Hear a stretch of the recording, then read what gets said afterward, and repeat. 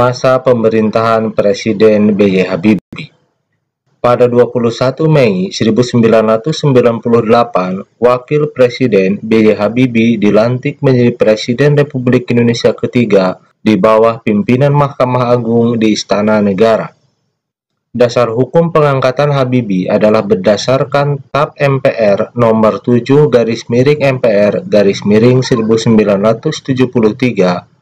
Jika presiden berhalangan, maka wakil presiden ditetapkan menjadi presiden. Pembentukan Kabinet Reformasi Pembangunan.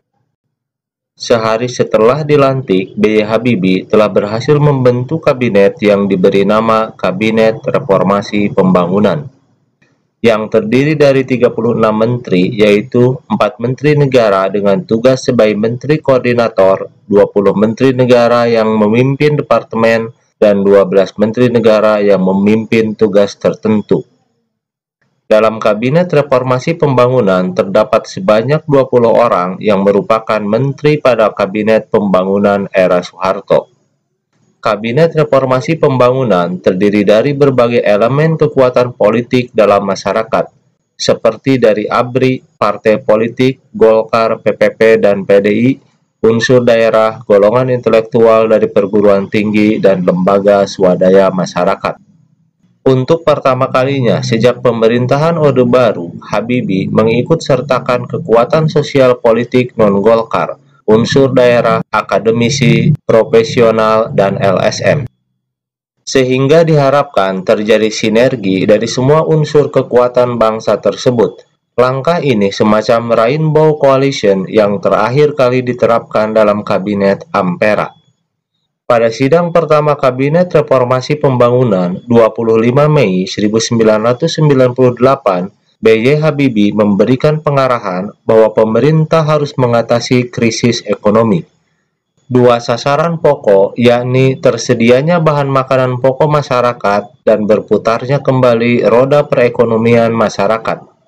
Dalam sidang pertama kabinet itu juga, Habibie memerintahkan bahwa departemen-departemen terkait secepatnya mengambil langkah persiapan dan pelaksanaan reformasi, khususnya menyangkut reformasi di bidang politik, ekonomi, dan hukum. Sidang Istimewa MPR 1998. Di tengah maraknya gelombang demonstrasi mahasiswa dan desakan kaum intelektual terhadap legitimasi pemerintahan Habibie, pada 10–13 November 1998, MPR mengadakan sidang istimewa. Hasil sidang istimewa MPR 1998 adalah 1. Terbukanya kesempatan untuk mengamandemen UUD 1945 tanpa melalui referendum. 2. Pencabutan keputusan P4 sebagai mata pelajaran wajib. TAP MPR nomor 18/MPR/1998. 3.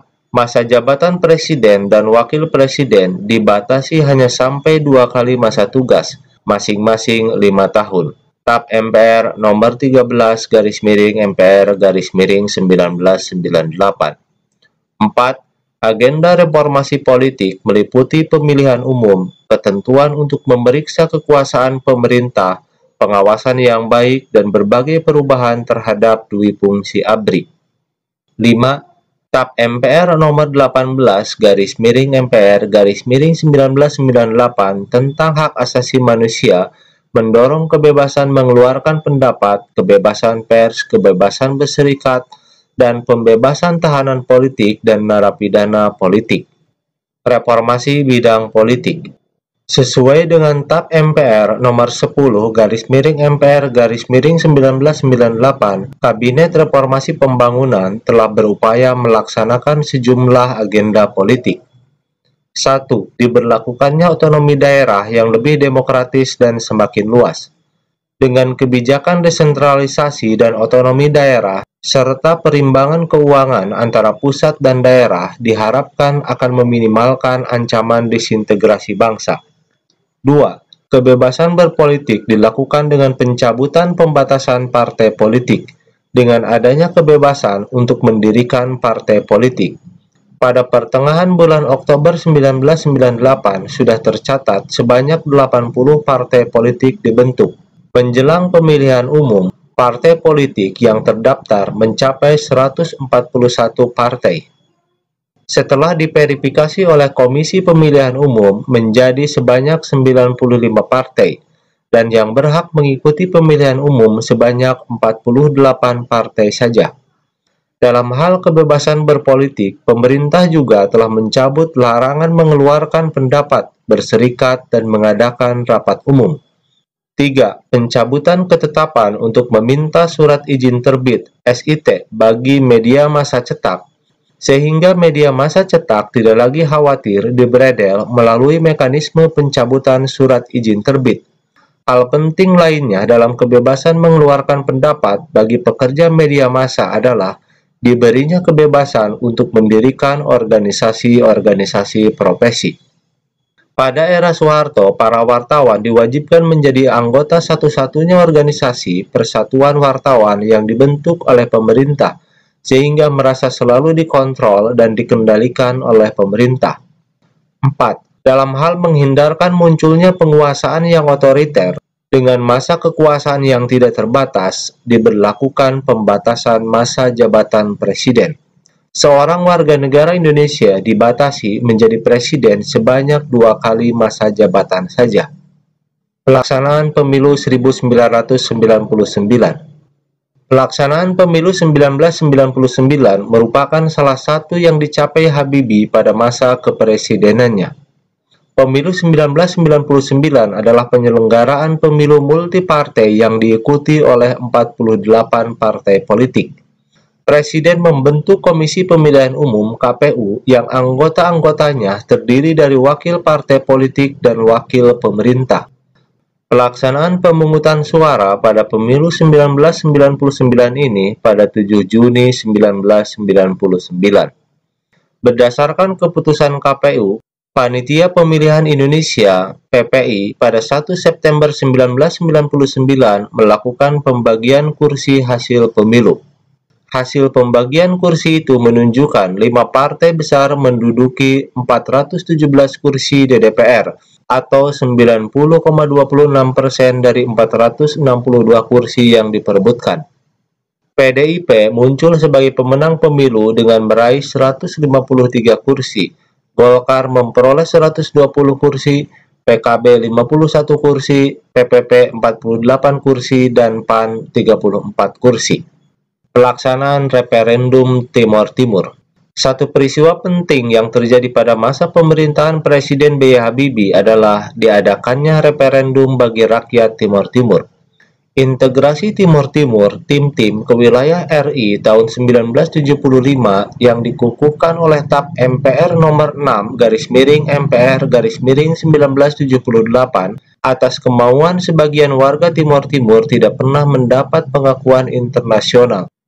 Dalam perundingan tripartit, Indonesia menawarkan gagasan segar, yaitu otonomi yang lebih luas bagi Timor Timur. Gagasan itu disetujui oleh Portugal, namun dengan prinsip yang berbeda, yaitu otonomi luas ini sebagai solusi antara atau masa transisi antara 5-10 tahun, bukan solusi akhir seperti yang ditawarkan Indonesia. Pihak-pihak yang tidak menyetujui integrasi tetap menginginkan dilakukan referendum untuk memastikan rakyat Timor Timur memilih otonomi atau kemerdekaan. Rakyat Timor Timur melakukan jajak pendapat pada 30 Agustus 1999 sesuai dengan persetujuan New York. Hasil jajak pendapat yang diumumkan PBB pada 4 September 1999 adalah 78,5% menolak dan 21,5% menerima. Sesuai dengan perjanjian New York, ketetapan tersebut mengesahkan pemisahan Timor Timur dan RI secara baik, terhormat, dan damai. Hal ini menunjukkan kepada dunia bahwa Indonesia adalah bagian dari masyarakat internasional yang bertanggung jawab, demokratis, dan menjunjung tinggi hak asasi manusia. Reformasi bidang ekonomi. Kebijakan ekonomi Presiden B.J. Habibie dilakukan dengan mengikuti saran-saran dari Dana Moneter Internasional yang dimodifikasi dengan mempertimbangkan kondisi perekonomian Indonesia yang semakin memburuk. Reformasi ekonomi mempunyai 3 tujuan utama. 1. Merestrukturisasi dan memperkuat sektor keuangan dan perbankan. 2. Memperkuat basis sektor real ekonomi. 3. Menyediakan jaringan pengaman sosial bagi mereka yang paling menderita akibat krisis. Secara perlahan, Presiden Habibie berhasil membawa perekonomian melangkah ke arah yang jauh lebih baik dibandingkan dengan keadaan ekonomi yang sangat buruk ketika terjadinya pengalihan kepemimpinan nasional dari Soeharto kepada Habibie. Pemerintah Habibie berhasil menurunkan laju inflasi dan distribusi kebutuhan pokok mulai kembali berjalan dengan baik. Selain itu, yang paling signifikan adalah nilai tukar rupiah mengalami penguatan secara simultan hingga menyentuh 6.700 per dolar Amerika Serikat pada bulan Juni 1999. Padahal pada bulan yang sama tahun sebelumnya masih sekitar 15.000 rupiah per dolar Amerika Serikat. Meski saat naiknya eskalasi politik menjelang sidang umum MPR, rupiah sedikit melemah mencapai 8.000 rupiah per dolar Amerika Serikat. Sesuai TAP MPR nomor 10/MPR/1998 tentang penanggulangan krisis di bidang sosial budaya yang terjadi sebagai akibat krisis ekonomi, pemerintah telah melaksanakan program jaring pengaman sosial atau JPS. Program jaring pengaman sosial, terutama di bidang kesehatan dan pendidikan, telah banyak membantu masyarakat miskin dalam situasi krisis. Pada masa Presiden B.J. Habibie, pembangunan kelautan Indonesia mendapat perhatian yang cukup besar. Pembangunan kelautan merupakan segala sesuatu yang berkaitan dengan pembangunan wilayah perairan Indonesia sebagai wilayah kedaulatan dan yurisdiksi nasional untuk didayagunakan dan dimanfaatkan bagi kesejahteraan dan ketahanan bangsa Indonesia. Reformasi bidang hukum. Sesuai TAP MPR nomor 10/MPR 1998, reformasi di bidang hukum diarahkan untuk menanggulangi krisis dan melaksanakan agenda reformasi di bidang hukum. Sekaligus dimaksudkan untuk menunjang upaya reformasi di bidang ekonomi, politik, dan sosial budaya. Keberhasilan menyelesaikan 68 produk perundang-undangan dalam waktu yang relatif singkat, yaitu hanya dalam waktu 16 bulan. Setiap bulan rata-rata dapat dihasilkan sebanyak 4,2 undang-undang yang jauh melebihi angka produktivitas legislatif selama pada masa Orde Baru yang hanya tercatat 4,07 undang-undang per tahun atau 0,34 per bulan. Untuk meningkatkan kinerja aparatur penegak hukum, organisasi kepolisian telah dikembangkan keberadaannya sehingga terpisah dari organisasi Tentara Nasional Indonesia. Dengan demikian, fungsi kepolisian negara dapat lebih terkait ke dalam kerangka sistem penegak hukum. Tekad untuk mengadakan reformasi menyeluruh dalam kehidupan nasional telah berulang kali ditegaskan oleh B.J. Habibie bahwa Undang-Undang Dasar 1945 sebagai hukum dasar tertinggi negara yang selama ini seakan-akan disakralkan haruslah ditelaah kembali untuk disempurnakan sesuai dengan kebutuhan zaman. Penyempurnaan Undang-Undang Dasar dipandang penting untuk menjamin agar pemerintahan di masa-masa yang akan datang semakin mengembangkan sesuai dengan semangat demokrasi dan tuntutan ke arah perwujudan masyarakat madani yang dicita-citakan. Untuk itu, pada era pemerintahan B.J. Habibie, ketetapan MPR nomor 11/1978 mengenai keharusan dilakukannya referendum terlebih dahulu sebelum diberlakukannya amandemen terhadap Undang-Undang Dasar dicabut. Akhir pemerintahan B.J. Habibie. Tanggal 1 Oktober 1999, 700 anggota DPR MPR periode 1999-2004 dilantik. Lewat mekanisme voting, Amin Rais dari Partai Amanat Nasional terpilih sebagai Ketua MPR, dan Akbar Tanjung dari Partai Golkar terpilih sebagai Ketua DPR.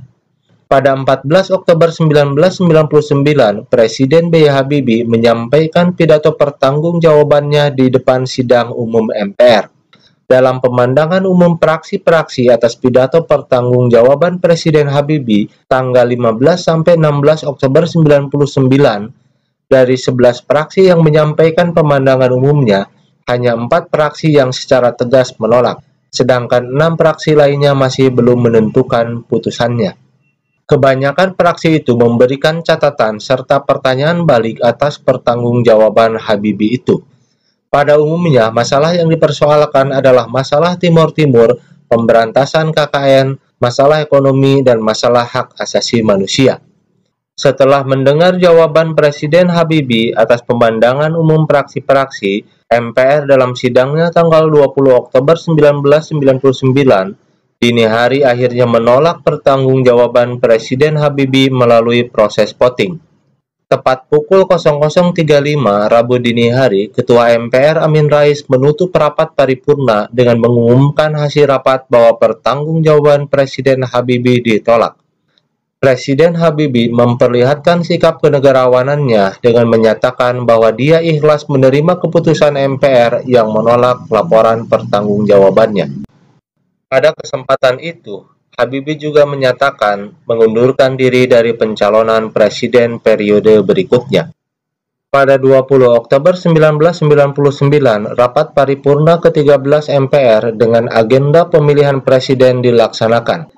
Beberapa calon diantaranya adalah Abdurrahman Wahid, Megawati Soekarnoputri, dan Yusril Iza Mahendra. Yusril Iza Mahendra menyatakan pengunduran dirinya beberapa saat menjelang dilaksanakannya voting pemilihan presiden. Lewat dukungan poros tengah, koalisi partai-partai Islam, Abdurrahman Wahid memenangkan pemilihan presiden melalui proses pemungutan suara. Ia mengungguli Megawati yang didukung oleh Partai Demokrasi Indonesia Perjuangan yang notabene adalah pemenang pemilu 1999. Peristiwa ini menandai berakhirnya kekuasaan Presiden Habibie yang hanya berlangsung singkat kurang lebih 17 bulan.